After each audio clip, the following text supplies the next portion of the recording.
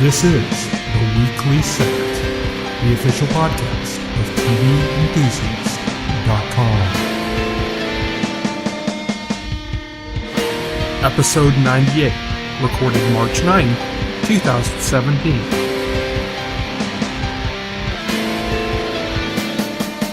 Hello, everybody, and welcome to the Weekly Set, the official podcast of TVEnthusiast.com. I am your host and editor-in-chief of TV Enthusiast. My name is Tyson, and joining me today, as always, is Will. Hello. Who we still have not yet come up with a new title for. We're going to come up with a new title for Will, but we haven't done it yet. So, today, we have a special topic where Will and I are going to pitch each other some TV show ideas based on video games. We're also going to be talking about the season 1 finale of Taboo and season 2 episode 7 titled Plan B of The Magicians. So that's what we're going to be talking about in this podcast, and we're going to go over what's coming up in the next week as far as TV shows, and just talk a little bit more about the upcoming 100th episode and kind of just rephrase that's happening. Yeah. Before we get started, though, I wanted to bring up one piece of news just because it's like hyper relevant to our audience and everything, and that's that a release date has been announced for the season 7 premiere of Game of Thrones. It will be debuting on July 16th, so we still got a ways to go on that, but they announced that they put up a poster and they put out a teaser that's actually like a really cool teaser, especially considering there's actually no like footage or anything from the new season in it. It's just straight up like voice, bits of dialogue from past seasons, and then like artistic impression or interpretation of the different family crests, kind of like almost as like living things. Yeah, I wasn't expecting any new info or any new footage from this. Like, I'm sure that'll come later. I think we might see something because South by Southwest is coming up really soon, and there's going to be a Game of Thrones panel there, so we might see something there. I kind of think that where we're more likely to see more is going to be when Silicon Valley premieres, because Silicon Valley on HBO was always paired with Game of Thrones, but because they delayed this season, Silicon Valley is going to be back earlier than Game of Thrones will. It's going to be back in April when Game of Thrones would normally be on, so it kind of makes sense if they put like a trailer like on that, Right. I can't believe I can't believe we're already to the point where we would normally be looking forward to Game of Thrones coming back. But because it's like late this year, we're not. But and there's been very little shown. We got about 2 seconds of footage in in HBO's like 2017 reel, the thing they do every year where they show what's coming up the next year. And we saw about 2 seconds of footage on that. Literally, it was like we saw a shot of Sansa and Jon, and then we saw a shot of Arya, and that was it. With like no context, nothing to go by. It's like, oh, there they are. Like you couldn't tell anything about what was going on. Oh, there's the Starz. Just like there's some people. So we got that, and literally that's all we had to go by. Now we have this trailer. No new information. It is a very cool teaser though. Kind of gave me goosebumps. I was like, oh, it's like a really, really nice teaser. Like if you're not going to show me footage, then this is the kind of thing I want, because nice. It really kind of sets the mood. I haven't seen it for myself yet, but now you're kind of like really making me want to rush and check it out. Well, do check it out. Know that there's nothing new. There's no new information at all in the trailer except the release date, which I just said. Right. July. But it's just kind of like a cool thing that kind of gives you like a tonal idea, I guess, of where they're going with this, which it seemed kind of obvious anyways, but it's just really cool. I just like the way it's put together. Well, let's get started with the actual show, though. First up, we're going to do our special topic, which this week is, we're going to pitch each other some ideas. So we're basically going to say, this is a video game, and I'd like it to be a series, and we're going to present it as if we're pitching the series to a selected network that we're picking. And then, as one of us is doing this, the other one will kind of act as like a sounding board, kind of go off of and ask questions and kind of develop it out from there, basically. So I'm going to go first, and I'm going to be pitching a Shadow Hearts series to Starz. To Starz. Starz, okay. I have no clue about Shadow Hearts, but alright.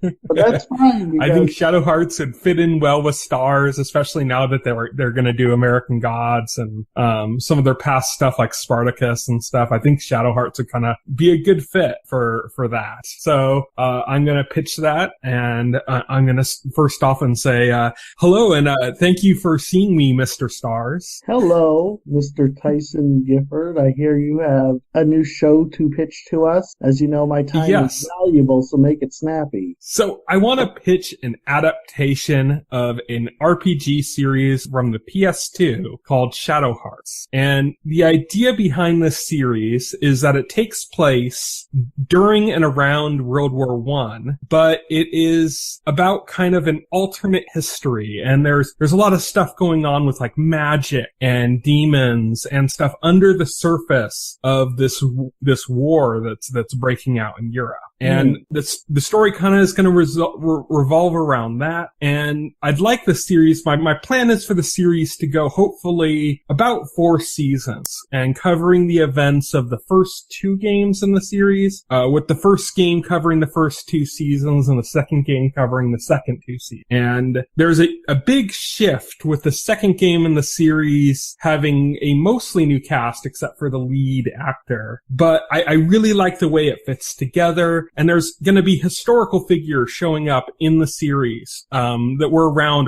that time of before, during, and after World War I. So some of them include some Russians like Rasputin and Anastasia are going to be in it. There's also a few historical figures from Japan that show up that were on the Japanese side of the war, and as well as a few kind of almost mythological figures from England, including the first known like real life alchemist that was suspected alchemy, Roger Bacon, who is kind of the villain of the series. And what I had for this series, what I had in mind for this is tonally, I'd like something along the lines of a Penny Dreadful. And that's why I am pitching this show with John Logan, who was the showrunner on Penny Dreadful. But I also really wanted to bring in this alternate history and get this really, cemented in a really cool way. So I also brought in Guillermo del Toro,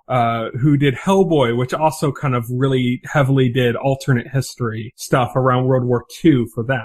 And so I kind of want to bring these two guys together and develop this project. This is this alternate history about magic and sorcery and demons and all this stuff going on in the backdrop of World War I. It's kind of like the real power struggle of World War I outside of the military. That sounds good, but can you make it present day and also get rid of the demons? I don't know if that would necessarily work for this story. It's something I'm not willing to budge on, but I'd like to talk about some of the casting choices that I've been thinking about for this. So the lead character is named Yuri Hyuga, and he's half Russian, half Japanese. And I don't really necessarily have an actor in mind for him. I'd like to more do some chemistry tests between an actor to play that role as well as the main female role in the series. I have an actor, Tom Hardy. As a half Japanese, half Russian. He was great in that Taboo show I watched. So I need to find an actor that's going to test well with chemistry with my lead female, Alice Elliott. So Alice Elliott, the actress I have in mind is named Ella Purnell. She was in the most recent Tim Burton movie, Miss Peregrine's Home for Peculiar Children. She's about 21 years old, so that's kind of around the age where I want him. I want the main character to be a little bit older, but not too much. But she has to play this character who she's like a true believer, and she believes in her father and what her and her father are doing in this war as magicians. But everything's kind of turns to disaster for her, and she is pursued by the presumed mythical Roger Bacon, where she is saved by the lead protagonist, Yuri, on a train in Europe when she's seeking safe passage, and Roger Bacon wants to kill her to kind of stop her from preventing this war from happening. But she is trying to stop it with her father. Her father gets killed, and now it's just her and Yuri who saves her. And they're gonna have like a little, almost like a Princess Leia Han Solo kind of relationship between them, where there's sparks between them, but she's kind of like the proper princess-esque character, and he is actually kind of roguish.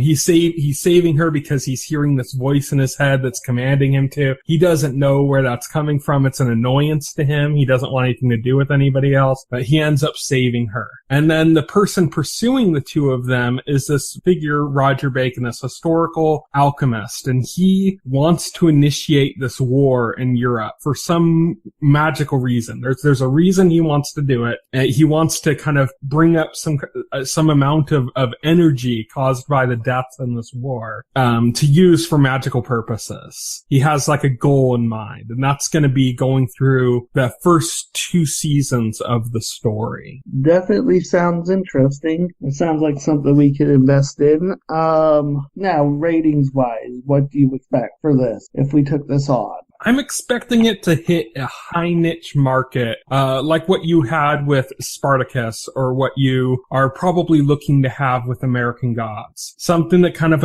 appeals to not necessarily like a huge audience, but a pretty dedicated following that's sizable enough to be sustainable. Okay, all right, sounds good. I think we could order this for 9 episodes and see where it goes from there. Sounds good. Thank you for hearing me out, Mr. Starz. You're welcome, Mr. Tyson Gifford. Okay, so that was my pitch for Shadow Hearts, which it's a game series that I love. It's an alternate reality around World War I, like I said in the pitch thing. But yeah, basically, I would love to have a TV show like this. It's when I said that I'd like a showrunner like Guillermo del Toro to be involved in the project. If you've seen Hellboy, like the first Hellboy movie, then you kind of know like how Rasputin was used in it as like a villain. Rasputin is a villain in this series as well. So like some of that I'd love to see in there. Of course, I didn't put him down as the main showrunner because he's like a feature director that has other interests. But, yeah. I mean, I don't know if Rasputin, I look at what, that's Mike Mignola who made the Hellboy comics. I mean, came up with that idea. Yeah. John Logan ran Penny Dreadful when it was on, had an amazing kind of like visual palette that I think would really work well with the series as well. So yeah, I mean that's a show I would love to see on TV based on a video game that I absolutely adore. So next up, it's going to be Will's turn. Yes. And he's pitching to me at Netflix. I am Mr. Netflix. You are Mr. Netflix. Hello, Mr. Netflix. Why, hello there, Will. You said that you have a show to pitch to me. I do, and it's an adaptation of one of the best-selling video game franchises of all time. Everybody knows what this is. It is The Legend of Zelda. And I think Legend of Zelda. Didn't that already have a cartoon? It did. This is quite a bit different. This is going to be live action. This is going to be a different take on that franchise, one that you've never heard before. So this is going to be a fantasy show in the vein of Game of Thrones, which I'm sure you've heard of. Oh yes. Game of Thrones does great money for HBO. Oh yeah, great money for HBO, and now you can have your own Game of Thrones with a bankable known franchise that everybody already knows and loves. So that's baked right in. Here's what I'm picturing. Okay, so if you're unfamiliar, Zelda takes place in the mythical kingdom of Hyrule. It's a place with magic and monsters and all these and all that stuff. And the crux of it is that there is a great calamity. There's an evil presence named Ganon who causes a great calamity, and a hero, Link, rises up and challenges him and ultimately defeats him. And where we're going to pick up with this series is we're going to pick up after the climatic battle between the hero and Ganon. They are actually not going to. So just like peace in a medieval kingdom. It's not peace. It's not peace at all because Ganon, this battle leaves this kingdom utterly ruined, and it's kind of in an anarchic state now with various factions lining up to lay claim to this kingdom in the wake of the chaos that had just befallen it.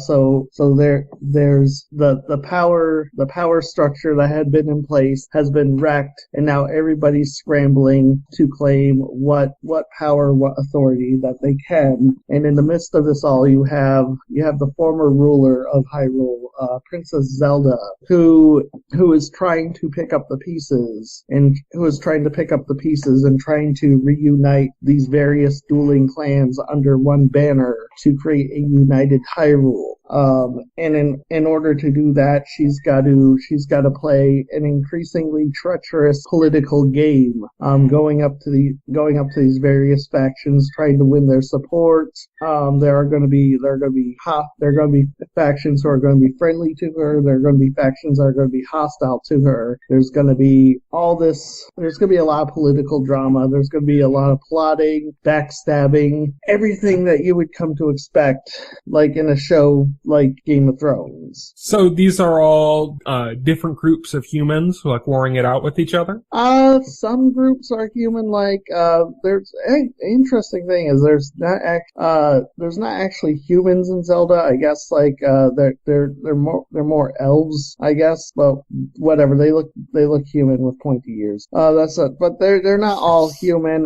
There are different creatures too. There's the Zora, who are like fish people. There's also the Gorons, who are like these big burly creatures that like to eat rocks. There are the Gerudo who are human, as I guess. There's the Gerudo who are human, but the interesting thing about the Gerudo is they're all female. Yes, and so they're like they're kind of like Amazons. Yeah, they're kind of like Amazons. Yeah, they're all female. They're pirates and thieves. They would be one of the main antagonistic factions, actually. So kind of like the Greyjoys in Game of Thrones. Yeah, exactly like the Greyjoys in Game of Thrones. So who are you thinking cast-wise for this? So casting-wise, I am thinking. So for Zelda, I'm actually thinking of Katie McGrath from Supergirl.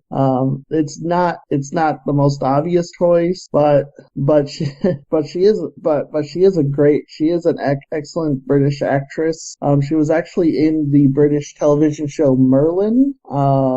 She played Morgan Le Fay in that show. And I think she can make a more imposing or intimidating Princess Zelda than what we're used to. Maybe more hardened Princess Zelda that has to navigate a more treacherous, dangerous world. I think that would be a very inspired choice. And you said the show's going to take place after the time of Link and Ganon. Are Link and Ganon going to make an appearance in any way in the show?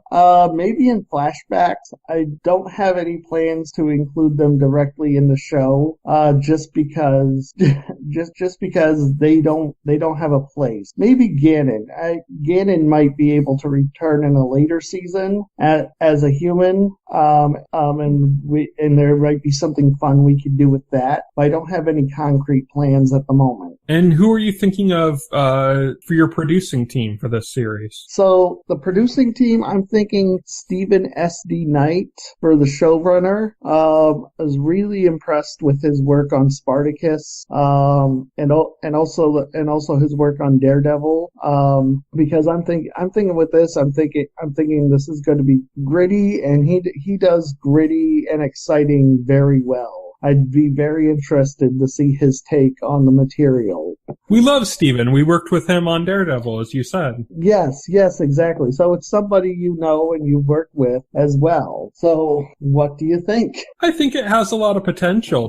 My biggest concern is that if you said there's a lot of non-human races in it, that means there's going to be a lot of CG, right? CG, maybe. Not necessarily. A lot of stuff you could pull off with makeup and practical effects. I'm pretty sure the Zora can be done via makeup. It wouldn't be any more intense than, say, Star Trek with their various races. Star Trek never had to use a lot of CGI to portray their characters. I don't see why we would need to go that route with ours. We could actually redesign some of the races to better fit our budget if need be.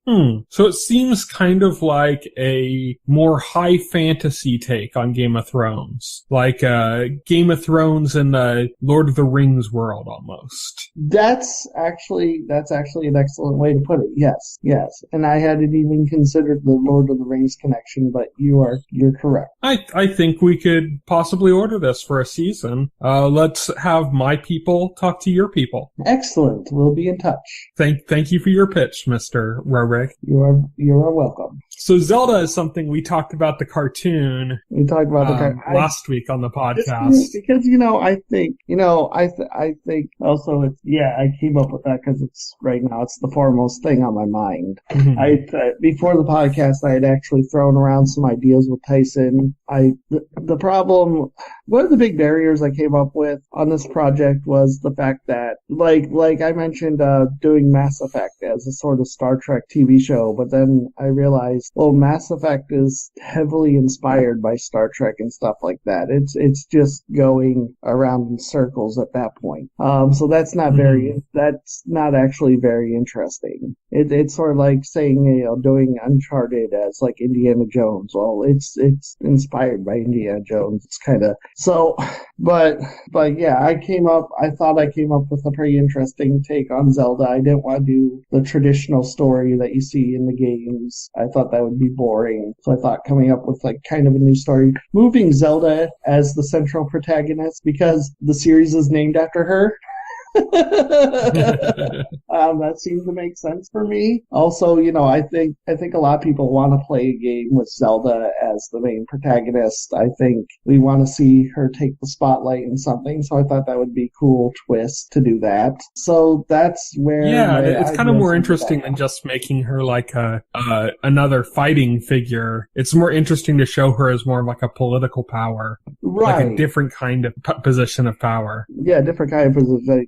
Like, sure, I could see her in the series, out there with a sword, getting into fights. But, also, she is a political figure in the series, so why not take advantage of that and play that up? Sounds good. I wish we would get more video game shows like these. Yes. There is part of what inspired me to pick this topic is that there is a Castlevania series coming to Netflix now that's supposed to be kind of described as like a hard R Castlevania series, meaning it's going to be bloody and it's going to have, adult themes in it. But it's going to be Castlevania and it's going to be animated. And it's a adaptation of a video game, which on the film side hasn't really been that good. They haven't done too much on the TV side, unless you count like really bad syndicated shows from like the early 2000s, like, Mortal Kombat, and which they did a TV show for. Right. And some other stuff. There hasn't really been a big movement towards TV for this up until recently with Castlevania at Netflix. But yeah, I mean, I think for a lot of the kind of games we love, if you were to adapt them, they'd make more sense as like a TV show than a movie because they're usually like an ongoing adventure. Right. Where with a film, it's better if it's like an event, like a singular event that happens, you know? Right, exactly. That's how I feel too. So it's like that. About Castlevania, I remember they've been trying to get that off the ground for years. I remember years back, it had to be like 5 or so years ago. Warren Ellis was talking about doing a script for Castlevania, and when this surfaced on Netflix, it's revealed that Warren Ellis is attached writing the script, and it's still based off the same script, the same ideas that he was talking about 5 years ago, or however long that was. Mm-hmm. So, which is based off of Castlevania 3, I believe. Yes, which I'm so happy about because best Castlevania.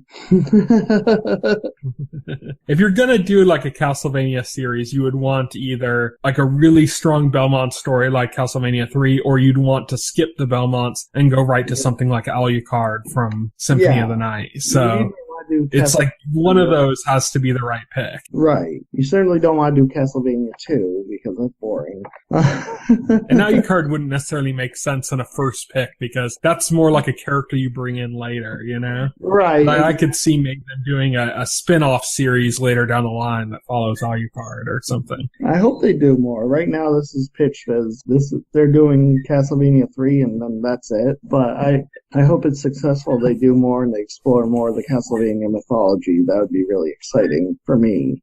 Yeah.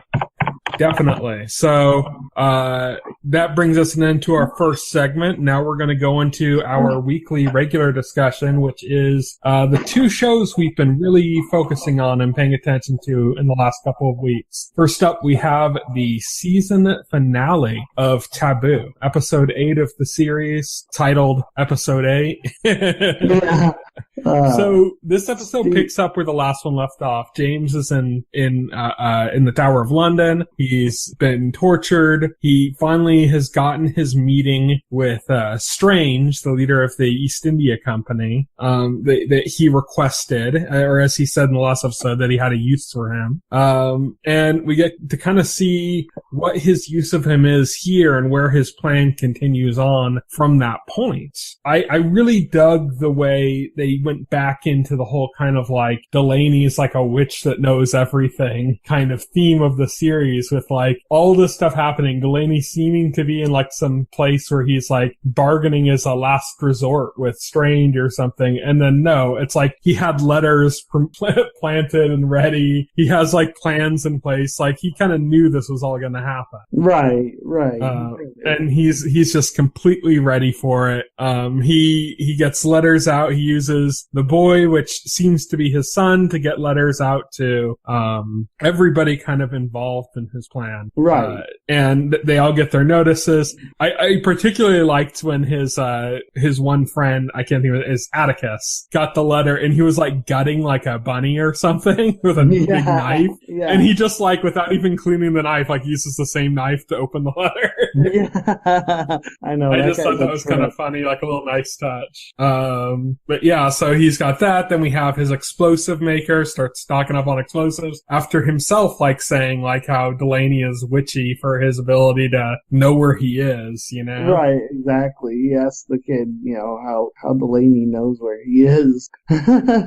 Even more impressive considering Delaney like sent these as letters that he left behind in advance, you know? Right, exactly. It's even more impressive. So Delaney has his meeting with Strange in which he basically says, you know, you're going to drop all evidence against me, so I'm going to walk out a free man. You're going to provide me with a ship. Yeah. And in return, I'm going to not testify what I know and not have my friend here that he has in hiding testify against him either. Right. So he's not going to testify against Strange. Strange actually looks at his request for a ship. He looks at it and Strange's reaction is like, is that the extent of your ambitions?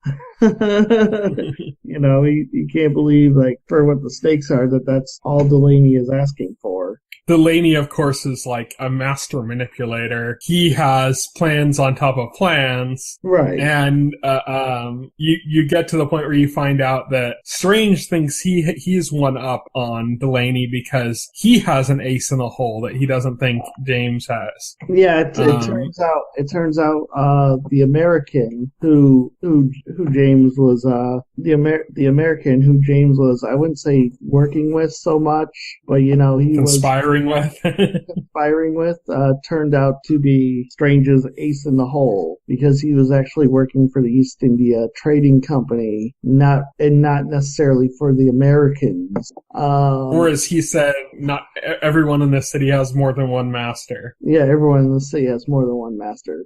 So when James goes to visit him, he kind of casually asks James to just sign over his deed to Nuka Sound, and that's when James pieces it together. I don't know if that's it though, because James is the one that pointed it out, because he didn't even say what it was. He saw, that's right. Yeah. I can't just give you safe passage. There's something else you need to do first, another hoop you need to jump through. And James reveals what the plan is. Yeah. So it's right. Like either he finally put the pieces together then and knew what it was, or he knew from an earlier point what it was. Yeah, and he gets right up to the guy's face and looks like he's going to begrudgingly sign it, and then ends up, right after the guy says nobody in the city has, or everyone in the city has two masters or something, he smashes his head on the counter and says, "I don't." Yeah, that was an awesome moment. I don't. For James, the only master he has is himself. So,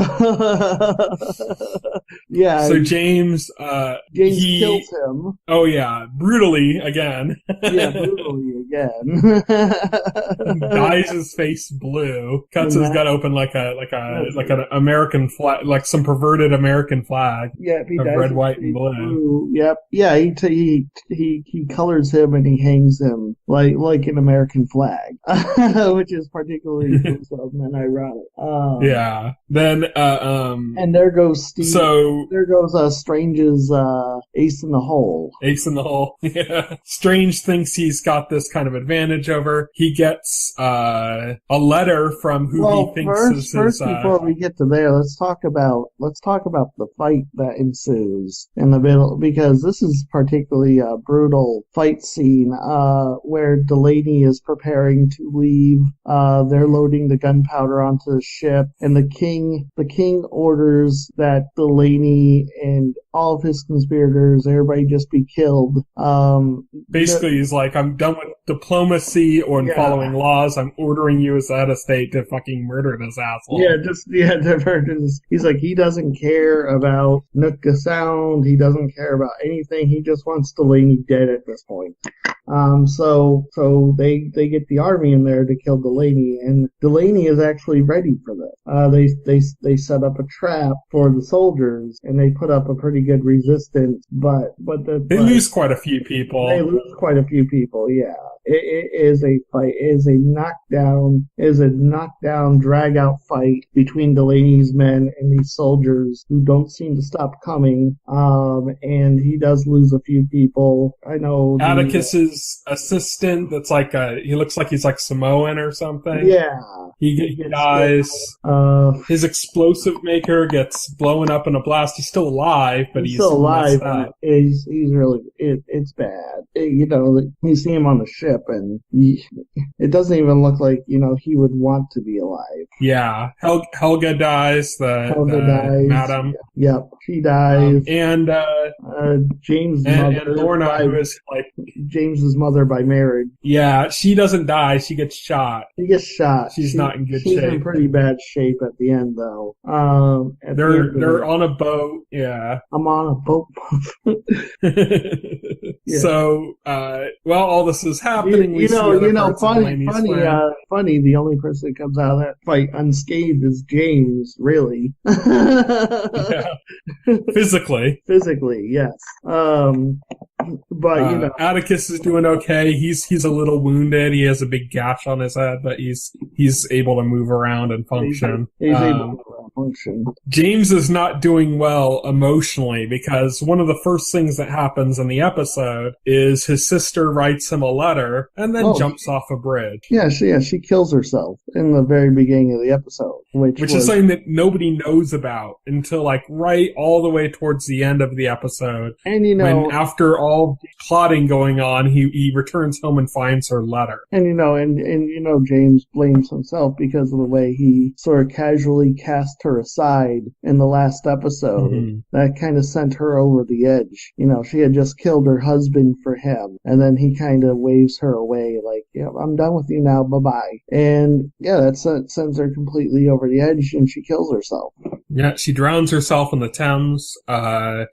Delaney is having trouble dealing with this. Lorna comes and reveals finally to him the whole plot of the East India Company with Winter that she discovered with Winter's murder. Thinks everything should be great, sees James as just despondent, sees the letter. There's an interesting moment where James is like certain that, his witchiness would have let him know his sister was dead. Right. And she basically says that doesn't work that way. Right. Like, you wouldn't feel that she's dead, you just know when you hear it, which is like bringing this idea of like, is James really witchy or is he just incredibly smart? Right. And this is something he wasn't able to foresee. So this is what's going on as he goes into the battle. He goes into the battle, does okay, everything happens with that, but while the battle's going on, Strange gets a letter from who he thinks is his ace in the hole, finally giving him the contract that he wanted. He thinks it's the contract. He thinks Delaney signed the contract and that he finally has everything he wanted. And he's celebrating the fact that, he and James are realists, but he's ahead of James. He had an ace in the hole, an advantage ahead of him. But he opens the letter and that's not what happens. Nope. Boom. Instead, boom. Yeah, that was a pretty awesome moment. He's gone. Explosive set up in the envelope. He's dead. Right before he opens. By the way, the second time in 2 years, he says something like, "Finally, an end to all this business," or something. Yeah, but it's ironically enough, it's the second time in like a year now that actor has basically been killed off. His character has been killed off with an explosion. Yeah, I noticed. It's the same actor. It's Jonathan Pryce. He played the High Sparrow in Game of Thrones and had a similar fate in that. Yes, it's in his contract. It's like it's a more advanced version of Sean Bean's contract that says he has to die in every role. Yes, it's more. Jonathan Pryce has to die in every role, but he has to explode. Yeah.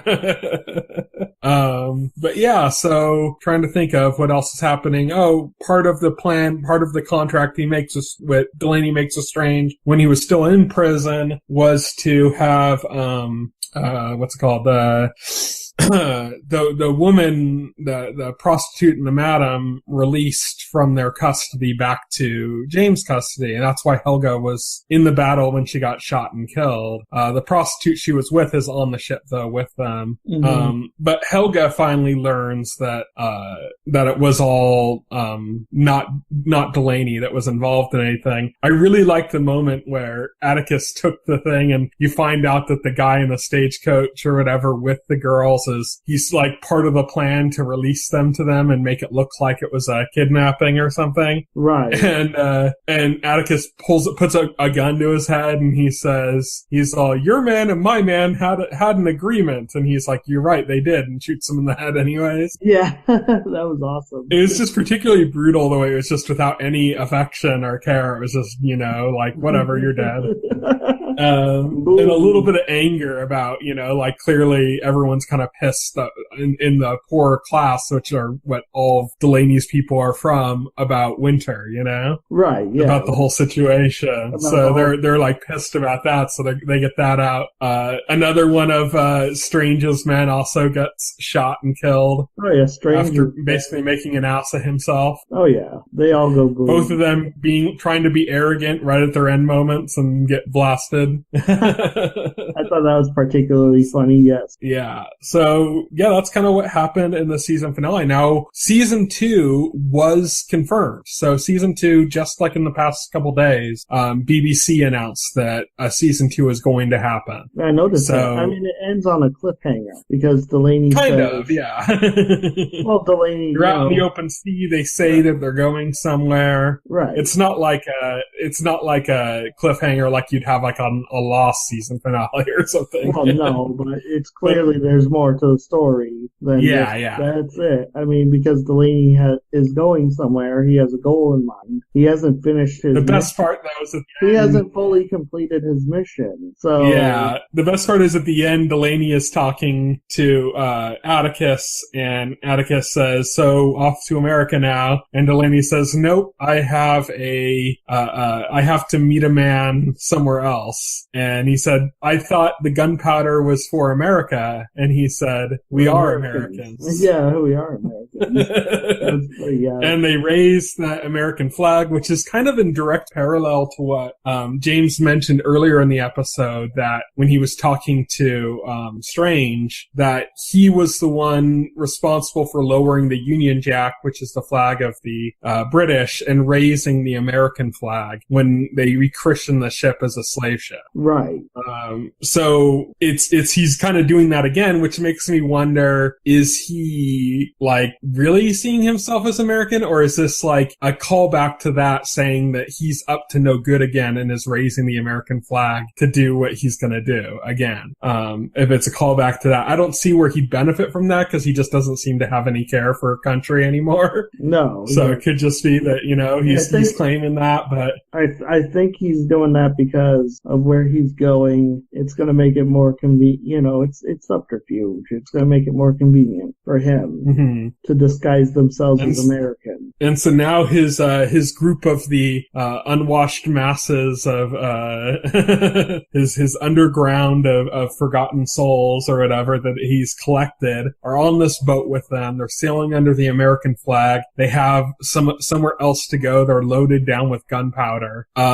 It's almost as if you think season 2 is almost going to be like a pirate story. I think so. That'd be really cool, wouldn't it? Yeah, it's kind of becoming like Black Sails, that like pirate show, Yeah. Like they're kind of doing their own version of that now. Like that, it's just kind of interesting that this is like radically transformed, because his sister's dead, Strange is dead, he seems to kind of have no involvement anymore with the king. The one black guy that he was talking to that wants justice for the slaves that died seems to be satisfied with what James got him, and also he's got to be satisfied when he hears that, Strange is dead now. Yeah. So justice is served in his mind, so like his story's complete. So it's like all like the people that he had an antagonist position against, and the kind of big conflicts he had through the season are like gone. Right. He's like the last man standing, him and his crew. So it's like, okay, we know he has more of his plan to go through, but like all of the players in his plan so far are like the people he was playing against are like, they're gone. So it's not like returning back to the same plan we had before. It's like this continuation into something that we haven't seen yet. Right, exactly. So yeah,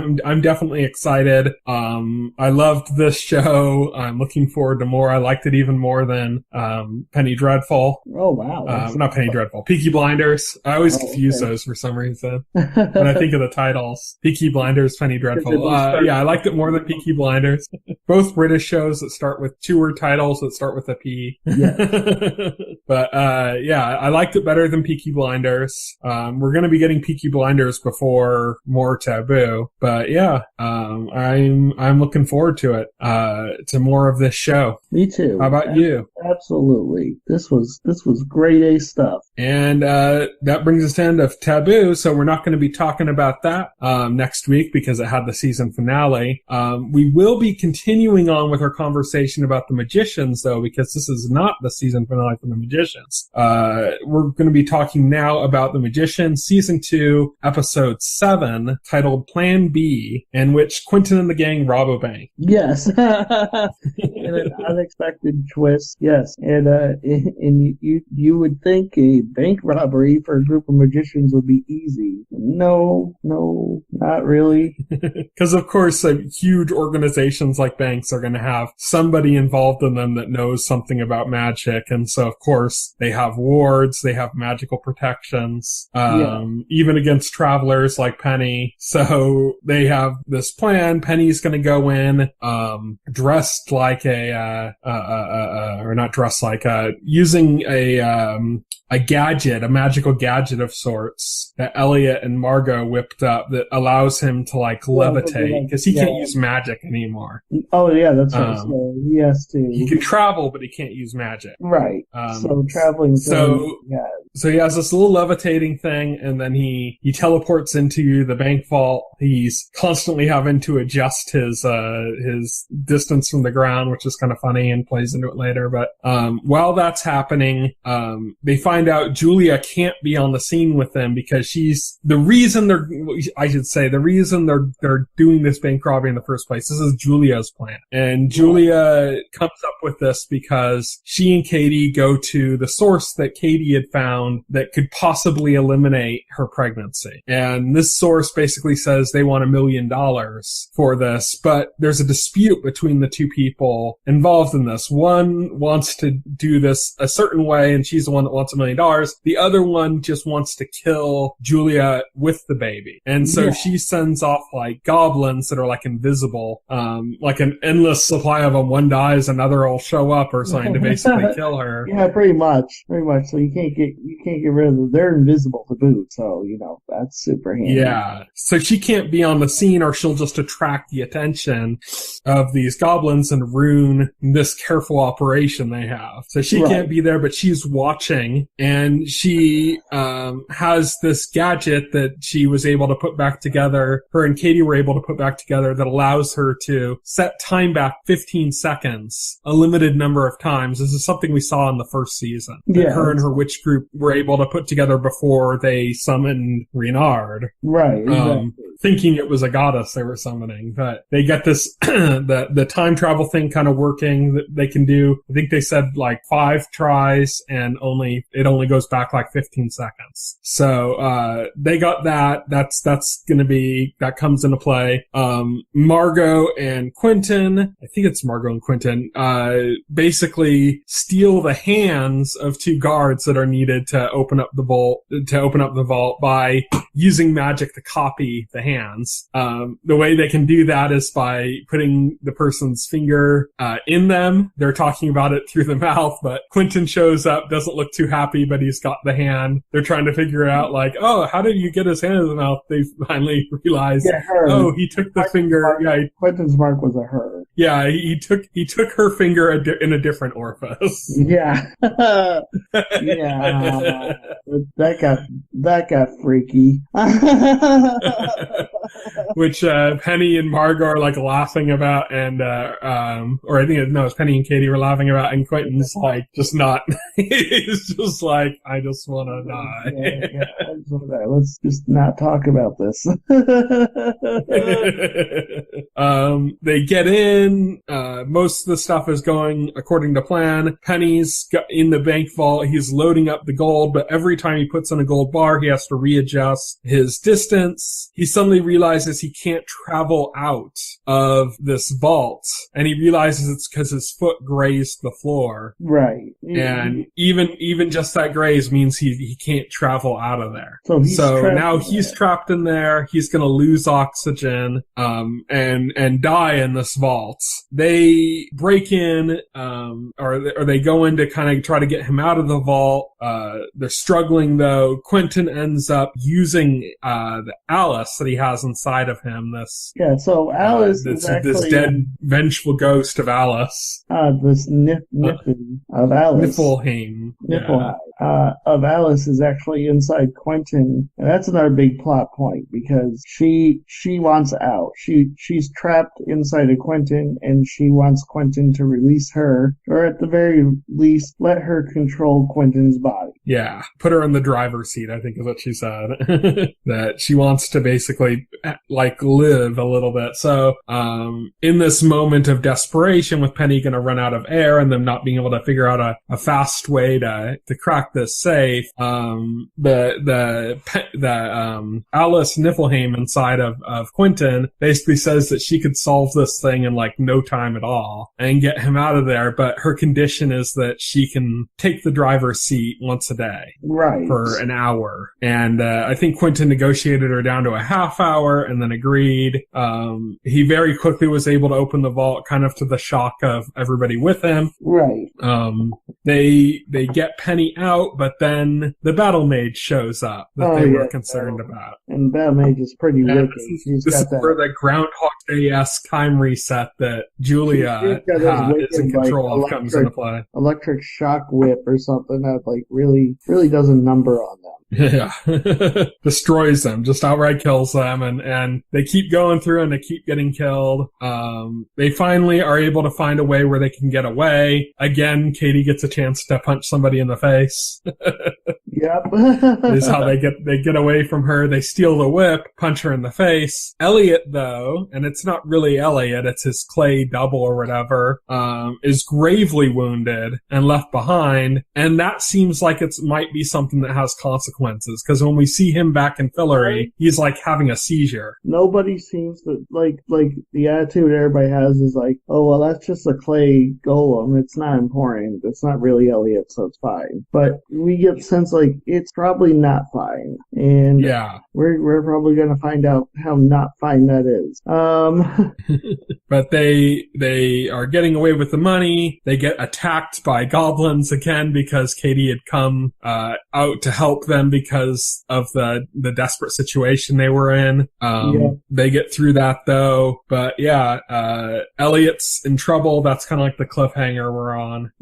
Something's wrong with Elliot. Yep. So we got to find out what's going on with Elliot now. So yeah, I mentioned this last week, but it's interesting how so much of like the conflict, the main primary conflict of the series has ended. And now it's all these consequences. It kind of was nice. Like I normally don't like episodic episodes, but it's kind of nice to have something that felt kind of like an episodic episode in here, like them trying to rob this bank. It was just this kind of like one-off thing. I mean, there's consequences that are broader that feed into it, but it's just kind of, I liked this episode for kind of being a bit of a one-off. You know, I wouldn't like it if they had too many of these, but I like it kind of sort of self-contained. Yeah. It was nice just to have a fun adventure, like a bank robbery. Right, exactly. And it was nice to see, like, everybody together, like, saying, for like, the past season, the past few episodes, they kind of had, like, 3 different storylines going on. We had, Elliot and Margot in Fillory trying to figure out how to rule Fillory. And then we had Quentin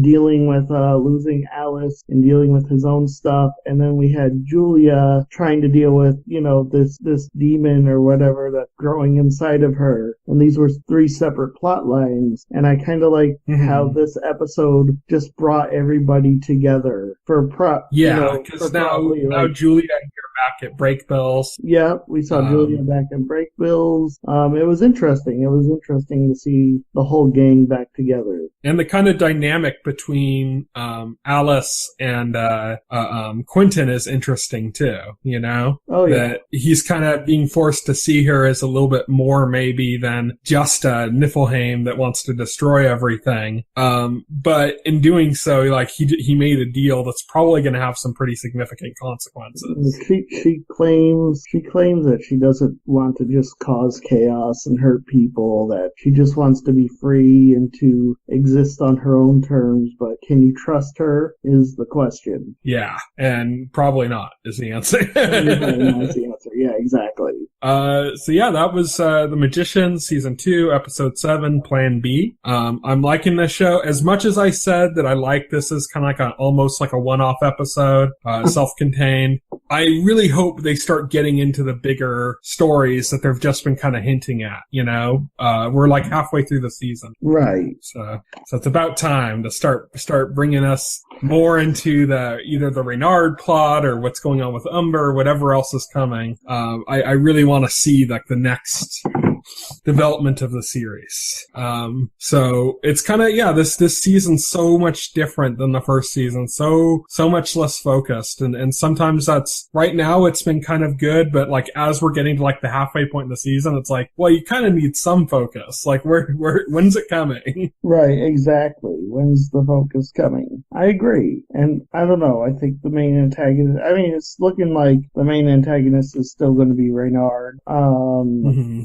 This was like, what, episode 6? Episode 7. This is episode 7, so there's 3 episodes left. No, there's more. It's episode 10 is not the season finale. Really? Okay, it's the last episode that's up on the website. It's been the last episode so far. Yeah.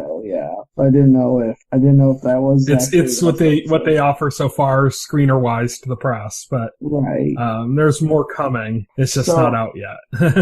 not out for us yet. Question then: do you know how many episodes they're supposed to be? Let me see if I can find out real quick. 13. Okay, all right. So we're actually 6 episodes. We're halfway through. Yeah. We're halfway through, yeah. We have 6 more episodes to really kind of get to the meat of the season story and get through it. So I'm hoping that happens. That doesn't necessarily mean we're going to have closure at the end of the season, because we certainly didn't have closure at the end of the first season. That happened on the 3rd episode of the 2nd season or something when the beast finally got taken out. So the same thing could happen again, where the kind of real plot goes into the next season. We just don't know yet. Right, exactly. We don't know. So. But at least at this point last season, we had a real understanding of like where things were moving, and we don't really have that right now. So that's not necessarily, like I said, it's not necessarily a fault of the show. It's just a difference between where it was and where it is now. Right, exactly. It's just a difference. But that's The Magicians. Still looking forward to that each and every week. We're going to have to come up with something else to watch, because Taboo's almost off, or Taboo's off now. I propose Legion. Are you going to be caught up? Caught up? No, we're going to start discussing it from episode 1. I mean, there's no point in there's no point in starting discussion on like episode 8 or whatever the hell they're on right now. They're not that far. They're I think they're on like episode 4 or 5 or something. Okay. Still no point in maybe we could do like 2 a week or something and catch up. Oh geez, that's ambitious. Come on. Hey, Taboo's over, so we got a little time. Yeah. Taboo's over. The Flash was decent, but I mean, the rest of the Arrowverse is just cringeworthy. Yeah, it is. It really is. I pretty much stopped watching those shows now, so it's like, I mean, if you're not going to, I mean, the quality drops significantly. If you're not going to invest in, quality, then why am I bothering? Exactly. So, maybe we'll go for next week to do 2 episodes of Legion and 1 episode of The Magicians. Okay. And that will be, next week will be our 99th podcast. Oh, so the week after that, we're not going to be discussing either. The week after that, we're doing a completely separate, self-contained episode, with Ed. Nice. We'll kind of elaborate on our plans for that. Maybe next week I'll kind of reveal what our plans are for that, because we're still working them out. But yeah, so that's it for our main discussion. Now all we have left is to talk about what's coming up in the week ahead. So on Friday, March 10th, that's today, Love is out for season 2 on Netflix. Buddy Thunderstruck, which comes from the creators of Robot Chicken, is also on Netflix. Hand of God has its final season on Amazon. So that's 3 like whole shows just dumped on the streaming services right now. Yep. On Saturday, March 11th, Samurai Jack comes back to Cartoon Network. On Sunday, March 12th, American Crime returns to ABC. On Tuesday, March 14th, Trial and Error comes to NBC. I had this listed last week that it was supposed to come last week. It was delayed though, so it was delayed 1 week. So now it's coming out this week. They just want to get it on our podcast on more episodes. Disgusting. Right. On Wednesday, March 15th is the second season season of Hap and Leonard on Sundance. On Thursday, March 16th is Snatch, which comes to Crackle. This is an adaptation of the movie, which had a Brad Pitt in it as like a gypsy that you can understand a word he said. A gypsy boxer. This is an adaptation of that. It's got Rupert Grint in it from Harry Potter, who played Ron Weasley in Harry Potter. Oh, okay. So he's in that series. Not in the Brad Pitt role. He's in a different role. That would be weird. Yeah. On Friday, March 17th, next Friday, Animals comes back to HBO. It's like an animated comedy taking like kind of comedic situations related to the lives of like rats and pigeons and stuff in New York. The Originals comes to the CW, Striking Out on Acorn. And that's pretty much it. I mean, there's one other show, but I mean, who really cares about that show? I mean, who really cares about Marvel's Iron Fist? Not me. Boring. Yeah, just completely outside of our wheelhouse. But yes, Marvel's Iron Fist comes out on March 17th. That's next Friday. Looking forward to it. Some early reviews are coming in that don't look too positive, but I'm kind of suspect of some of their reasoning for why they don't like it. Right. We'll have to see how it turns out. The one kind of real legitimate complaint I've seen that seems to be the most legitimate is that there's pacing issues. That's something that all of the Marvel Netflix shows have. Right. So I was just expecting it anyways. Everyone's only seen like the first 7 episodes, I believe, of the season though. That's all that's out to some of the press outlets right now, which makes me a little bit concerned when they talk about pacing problems, because the pacing problems on the other Marvel Netflix shows usually happened around then, like around episode 8 is when the pacing issues would really start to become a problem. Right. So if they're already having them, that's a little concerning, but I'm still really looking forward to it. I'm still going to be live tweeting. So if you follow me on Twitter and you're watching at midnight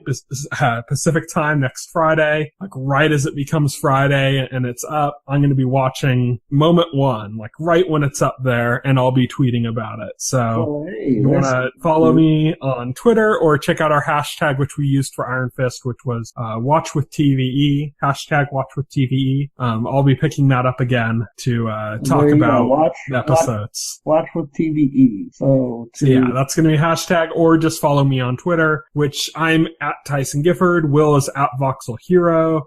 You can check out our Facebook page and our YouTube channel, as well as our site, TVEnthusiast.com. You can subscribe to this podcast through any major podcast client like iTunes or Pocket Cast. And the entire backlog of our podcast is available on our YouTube channel, which you can reach from our main site as well. Thank you everybody for listening to this podcast. I'll see you next week with Will, and then the week after we're doing episode 100. We're excited. I'm excited for that. Yes. Hopefully Ed will everybody, good night. Good night. If you would like to voice your opinion, send an email to theweeklyset@TVEnthusiast.com. TV Enthusiast is a part of the Enthusiast Media Network. Stay tuned to TV Enthusiast and the Weekly Set podcast for more coverage